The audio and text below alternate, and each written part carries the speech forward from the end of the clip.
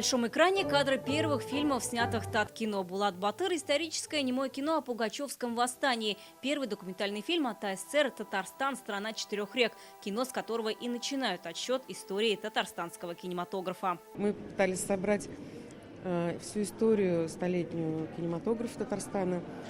Постарались не забыть и ветеранов, которые заложили основы, которые занимались и производством фильмов, и Казанской студии «Кинохроника», и много было производителей в разные годы. И прокат у нас развивался, когда во всем Союзе прокат рухнул, в Татарстане его сохранили. В холле филармонии выставка об истории татарского кино. Здесь каждый экспонат уникальный. Кинокамеры, рупор, электромегафон, синхронный магнитофон, на который записывали звук на съемках художественных лент.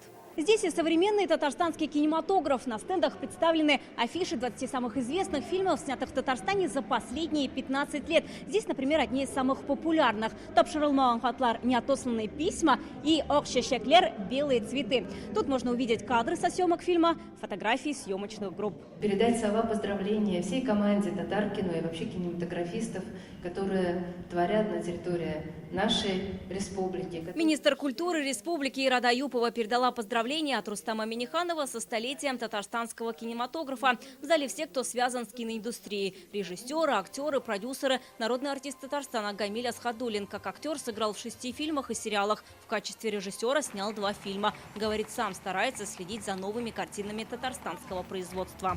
Исянмесин смотрел, Николай смотрел. Это вот недавно снятые фильмы. Ну вот, я думаю, что татарский народ полюбил, вот по ТНВ же, ТНВ много снимали фильмы.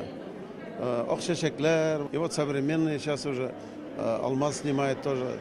Вот это все привлекает людей на просмотр татарских фильмов. Ну, полный метр фильм еще не очень много. Мало и документальных фильмов, считает режиссер Ильдар Ягафаров. Татарстанский кинематограф сегодня на хорошем месте. Фильмы наших режиссеров есть в федеральном прокате. Их показывают в кинотеатрах по всей стране. Зрителю тоже нужно поддержать наше кино, говорит он. Вот этот праздничный день, хочется сказать, что кино есть в Татарстане.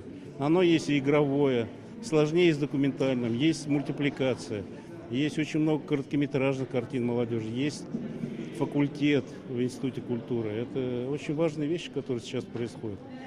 Единственное, конечно, очень хотелось, чтобы появилась система, появилась киностудия, появился фонд кино. Но вот к этому надо стремиться. В нашей республике создана система и по подготовке кадров, в том числе, где наши выпускники на сегодняшний день на серьезных международных фестивалях показывают высокие результаты. Высоко оценивают татарстанский кинематограф и представители киноиндустрии других государств. В Казань приехали руководители киностудий стран СНГ. «Беларусь-фильм» в этом году тоже отмечает вековой юбилей. Самое, знаете, интересное, что первый фильм «Беларусь-кино» и «Татар-кино» снимал один и тот же режиссер Юрий Тарич. Тоже в 1924 году это был первый фильм «Беларусь-кино». Поэтому у нас история нас связывает, вот, дружба связывает. Татарское кино потихоньку развивается.